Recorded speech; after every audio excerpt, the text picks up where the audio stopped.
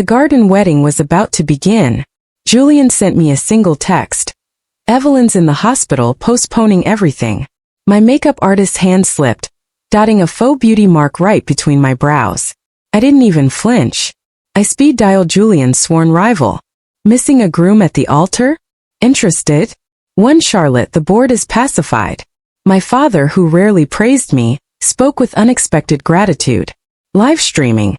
The ceremony worked better than any press conference. The moment the stream went live and investors saw a Shaw-Vance merger, every fossil on the board stopped grumbling. I stared woodenly at the mirror. The bride looking back had little joy. Only minutes earlier, Julian's text had landed. Evelyn's in the hospital, postponing everything.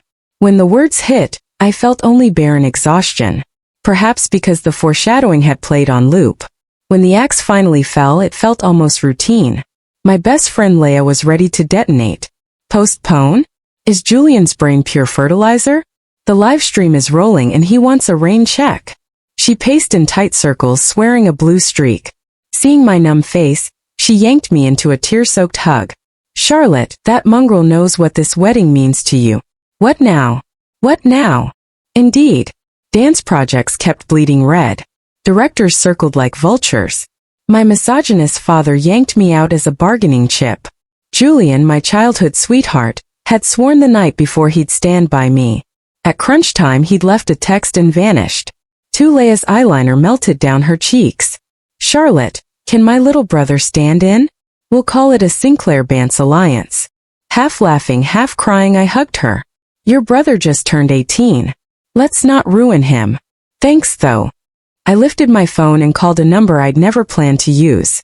About that favor you owe me, still valid? The voice on the line sounded low, almost gloomy. Yeah. I bit my lip. My wedding is today, and the groom bolted. Can you bail me out? Suddenly the voice sharpened. Absolutely. One add-on. I mentally inventoried which Vance assets might satisfy Sterling's crown prince. His taste was famously pricey. His answer floored me. After the ceremony, you bring your ID and we hit City Hall. Huh. The steadiness cracked, excitement leaking through. Marry me for real. No fake vows. My brain blue-screened. Sterling's prince was rumored to be celibate, allergic to commitment. How did he know Julian and I were only staging a wedding? Sterling's net worth flashed through my mind. I'll sign whatever prenup you want. A bright laugh echoed. No prenup. I sat there stunned. The Sterling heir was willing to gamble half his fortune just to spite his nemesis. Charlotte's eyes ballooned. Who exactly are you marrying? I wiped her tears, touched and amused. Stop looking at me like I'm selling myself for pocket change. We stepped onto the balcony overlooking the lawn originally meant for Julian and me. Guests were trickling in. The invited livestream crew kept dutifully filming every floral arch. I'd wanted an intimate garden wedding. Julian had scoured Riverdale for the perfect lawn. He chose the gown, the suits, designed the band himself, and approved each bouquet down to the ribbon. He'd wanted it as badly as I did, yet walked away when it counted. Texts kept popping up, his voice notes filling the suite. Charlotte, you're the sensible one. I'll make this up. Charlotte, Evelyn wrecked her car and won't go into surgery unless I stay. Charlotte, be good. We'll redo the whole thing later. Yesterday, I begged him to understand how critical this ceremony was. He'd kissed my forehead and told me to quit worrying, just shine. But how could I shine? Yesterday, Evelyn had messaged. But you wonder if I crash on your wedding day, will Julian marry you or hold my hand? I'd wanted to find out once and for all. For the planning firm I'd prepped with for 6 months, they worked at light speed. Within 15 minutes, every trace of the original groom had vanished. Gasps rippled through the seated crowd. Switching grooms mid-ceremony. Did the alliance collapse? The livestream supervisor approached me, voice hushed. Vance, do we keep rolling? Keep the cameras on. Skip the groom swap section. Before the words left my mouth, my father called, screaming so loud I had to hold the phone away. What the hell are you doing? Did Julian dump you? Board chatter says you dragged in a replacement. I told you not to air this. Now the world watches you get jilted. I inhaled until my lungs burned. Dad. Julian broke his word. Not me. He roared louder. I don't care. Crawl to Julian on your knees. Beg him back before the vows. He hung up before I could answer. I laughed bitterly. Same old script. The crew chief hesitated. Vance, want us to fake a power outage? Surprise flickered through my numbness. You're a startup, right? Risking your reputation for me. He shrugged. We're small. Worst case we reboot. But your wedding sounds brutal. My smile tasted sour. Yeah, some livestream executive I barely know is worrying about me and brainstorming solutions, but the people who swear they love me. Silence. A commotion suddenly broke out on the wedding lawn. I looked toward the far end of the grass and felt my eyes sting. The groom's here. You can focus on the lip stream now. Adrian strode onto the lawn. Maybe it was a trick of the light, but the sun seemed to halo him. The man marrying Charlotte is me, he announced. Both the Sterling and Vance families ask for your sincere blessings. The crown prince aura around Adrian was no joke. His commanding gaze swept the crowd. The garden wedding fell silent in seconds. 20 minutes later, the processional music began. I drew a long breath and started down the lawn. Sunshine everywhere. The world gilded and bright. I moved forward, scanning familiar faces. To my shock, old man Sterling himself had come. Beyond him stood Adrienne's father, mother, and younger sister. The entire Sterling clan had showed up. My eyes settled on Adrian in the center of the aisle. He wore a flawlessly cut black suit, shoulders squared, eyes blazing, a faint smile playing at his lips. When I reached him, I looked straight into those eyes. They were deep, unreadable, filled with something I couldn't name. Adrienne's height made me feel almost delicate beside him. I blinked back tears. Thank you, Adrian. He gave my hand a gentle squeeze. The honor's mine. When it came time to exchange rings, I froze. This wasn't the wedding band Julian had agonized over designing. It was simpler, grander. The diamond at least a full carat larger. I whistled inwardly. Sterling really was Riverdale old money. They could pull a rock like this out of thin air. The band fit my finger perfectly. Another tiny shock. You may now kiss the bride. My mind blinked. I'd always known Adrian was handsome, rich, brilliant, the mythical kid every parent compared you to. But right now, with that aggressively gorgeous face inches from mine, I panicked. Whose heart was hammering like a drum? Adrian smiled faintly. Charlotte, close your eyes. In front of everyone, I let my lids fall. Soft lips brushed mine. He intertwined our fingers. One more. Again. Cap calls and congratulations echoed. I opened my eyes. Adrienne's ears were crimson. He smirked at the guests. That's my wife you're ogling.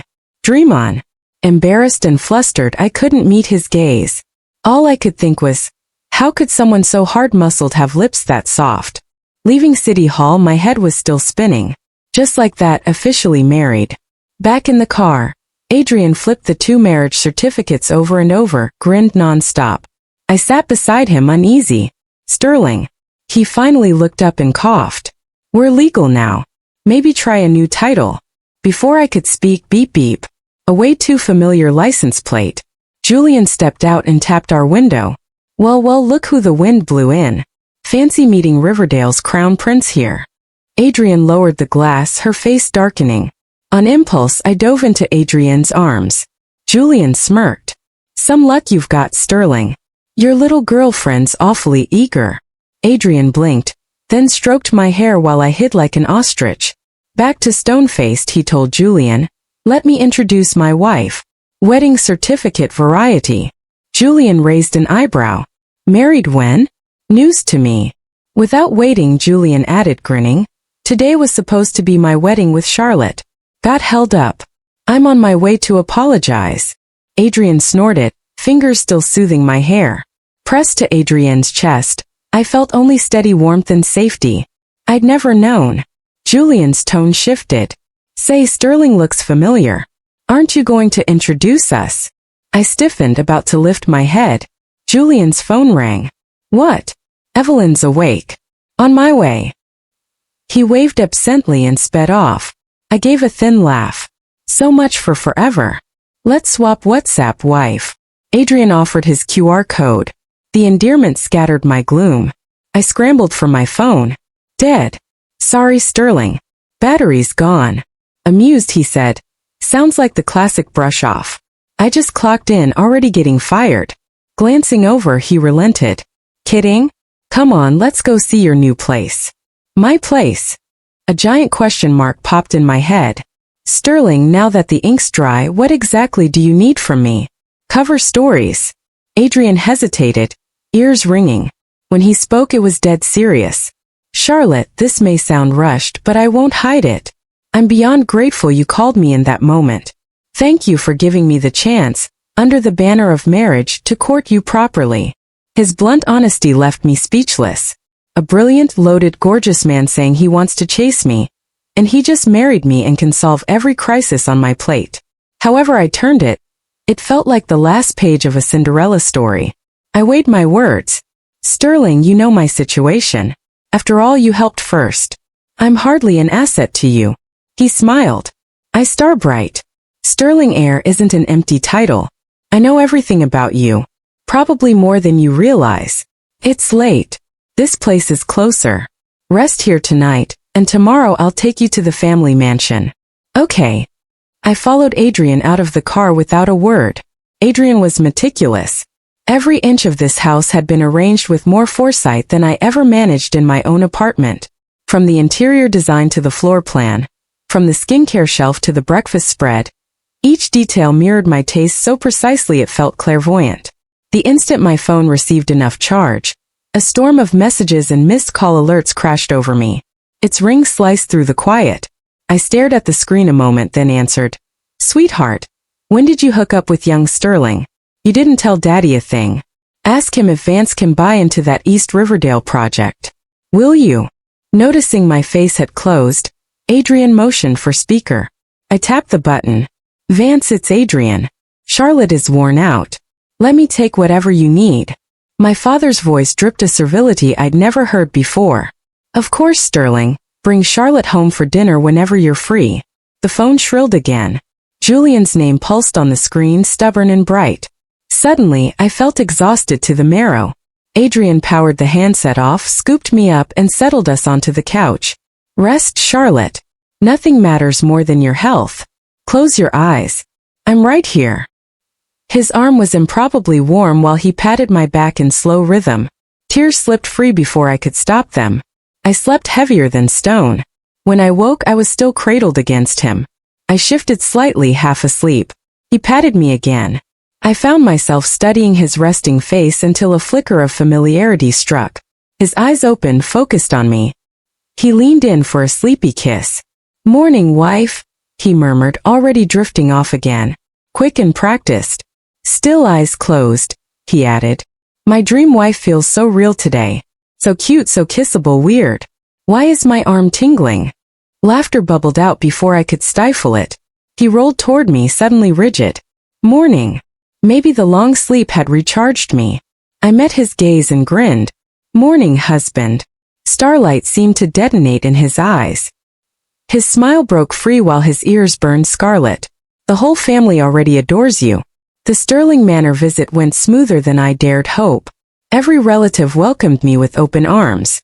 Old Sterling, whose temper could make Riverdale quake, twinkled at me and said, That good-for-nothing scoundrel finally brought a miracle home. Don't you dare return him. The memory of Julian's parents' open disdain felt like a past life. As we prepared to leave, Adrian walked me slowly through the garden. Julian appeared from nowhere, panting. Spotting our linked hands, his eyes widened. Charlotte, Adrian's already married. Have you no self-respect? You'd rather be his mistress than wait for me? I told you I'd give you that wedding another day. Adrian's gaze iced over. He stepped in front of me. Come at me. Hiding behind a woman makes you less than one. Julian froze. Your wife. You're joking. Charlotte would never marry you. She grew up planning to marry me. His eyes were bloodshot now. Tell him. Charlotte, we're meant to wed, right? He pleaded for the single word that would fix everything. I moved half a pace forward and clasped Adrian's hand. We filed the license. I, Charlotte, am Adrian's legal, fully documented, family-approved wife. Julian's light dimmed. His voice quavered. So you didn't cancel? You used my carefully curated garden wedding to marry Adrian? The silhouette I glimpsed in his car Was that really you? How could you, Charlotte? Why? The sight of his unraveling struck me as surreal. Why? You know exactly why. Vance was on the verge of bankruptcy. I needed a marital alliance to steady the board. If I couldn't wed you, father would auction me to some Davis for capital. Didn't you know? The ceremony was live-streamed nationwide. Delay was impossible. Weren't you aware? My laughter turned wet at the edges. Adrian brushed a tear away, expression aching. Julian, you knew all of it. I'd run out of road. Yet you still ask why. If you'd paid the smallest shred of attention, you'd have learned I married Adrian that very day. Julian's face drained of color. I thought what? He looked lost. What had he been doing? Oh, Evelyn staged a crash. He promised himself it was the final favor. He'd already indulged so many of her schemes, sidelining Charlotte each time. Surely it would repay the Shaw's debt to the zoos. After surgery, he would apologize and reschedule the perfect, extravagant wedding Charlotte deserved. Watching him drift, I finished the reckoning. Shaw sent no one to our ceremony. The night before, Evelyn messaged me, claiming she'd crash her car the next day. It seems everyone knew Julian and I would never reach I do. Leaving him swaying, I walked away hand in hand with Adrian. Adrian, am I useless? Back home the emotions capsized me. My mother is critically ill. Yet, I can only watch my father's mistress parade her illegitimate son through our house. The boy I trusted since childhood deserted me the moment I needed him most. No matter how hard I worked or matured, father still bartered me like inventory. Adrian folded me into his arms. Charlotte, you've done more than enough. Steel is forged in fire. Sounds antique, yet it suits you perfectly. Every setback you've endured will crystallize into facets and edges that belong only to you. I've studied every project under your watch. You grow with each one. To step out of Vance's shadow, you've already explored paths no one ever dares. Slow, steady, he kept talking, holding me until the storm inside quieted. Under his quiet comfort, I finally stopped shaking. Right. What's gone is gone.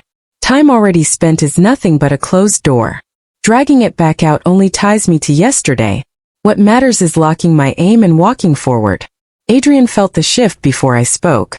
He tipped my chin so my eyes met his. Charlotte, I need to admit something selfish. I want you to lean on me more. Whatever you decide, remember I'm right beside you. The words still hung between us when he suddenly stood. I blinked, startled. A moment later, he returned carrying a thick folder and dropped to one knee. Charlotte, I've rehearsed this proposal 1,000 times in my head, never once daring to hope you'd say yes. If fate's handing me this chance to stand at your side, I won't waste it. This is an unconditional asset transfer agreement. Everything I own becomes yours the instant you sign. Will you marry me? I opened the file. The schedule of assets alone felt heavier than a phone book. The numbers were obscene. Clearly, the nickname heir apparent wasn't Riverdale gossip. It was an understatement. Tears stung my eyes, but I closed the folder and asked the only question that mattered. Why? In the slow cadence of his answer, I met a version of myself I'd almost erased. Back when Mom was alive, she fussed over every sniffle. One wrong sneeze and we were racing to the hospital. One afternoon we took the wrong elevator. I wandered into the opposite wing. It was a deluxe private room, sunlit and silent, and on the bed lay the most beautiful pale boy I'd ever seen. He was asleep. I pressed a tiny kiss to his cheek, more odd than mischief. Better still, the room overflowed with toys and forbidden junk food. From then on, I begged to visit the doctor weekly. We shared pudding cups, raced slot cars, and watched color creep back into his cheeks. We hooked pinkies and swore we'd keep playing together when we grew up. At 9, my world imploded. Mom's illness, the speed of it.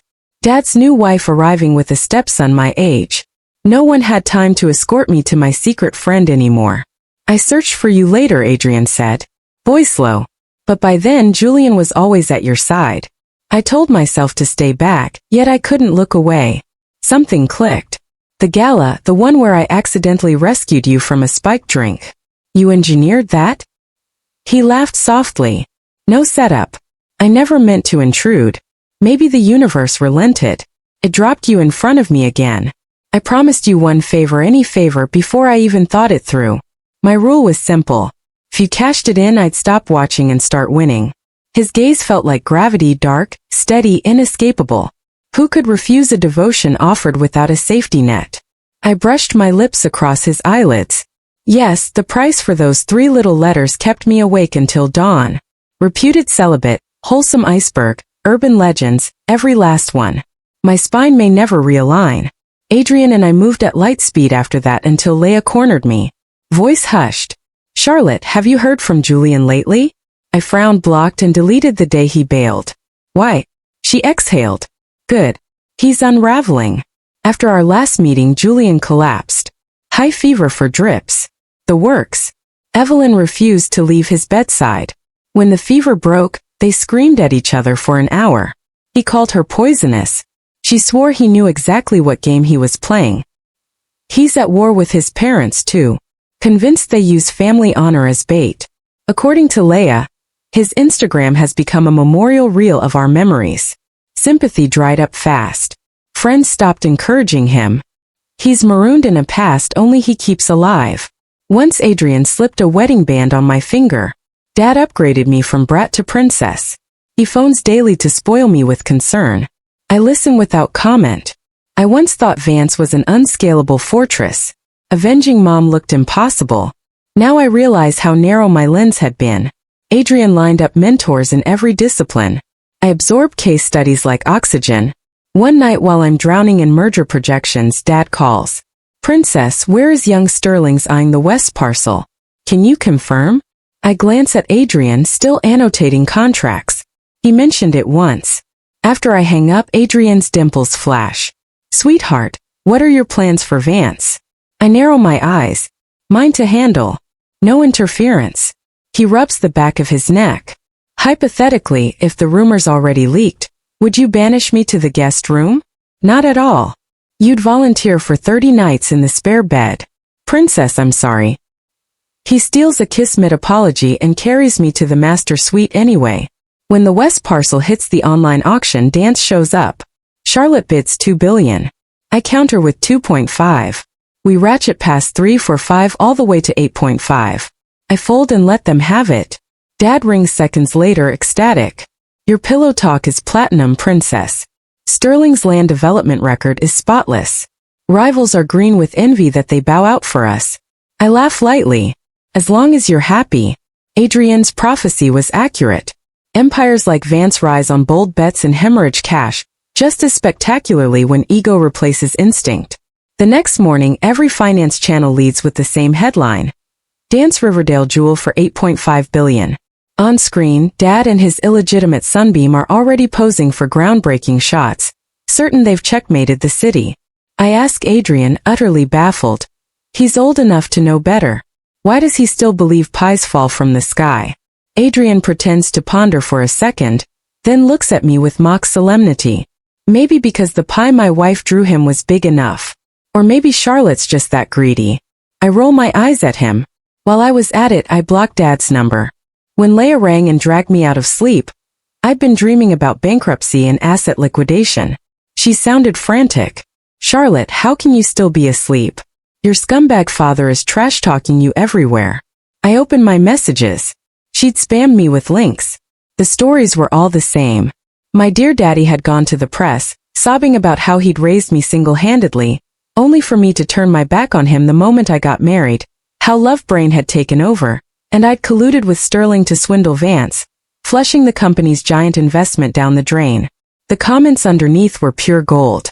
Love Brain is terrifying. Throwing your family under the bus for a guy? Worth it? Disgusting leech. Living off other people. Get a life. Wait, is this the dance chick who live-streamed her garden wedding? Got to admit, Charlotte's face is my cup of tea. Nissanins are brilliant. Each roast was better than the last. I lay on my stomach, scrolling and cackling till one roast made me shake with laughter. Suddenly, Adrian burst into the bedroom and hugged me from behind tight. Huh. Hadn't he left for the office? His arms were trembling as he gently pried the phone from my hand. Don't cry, babe.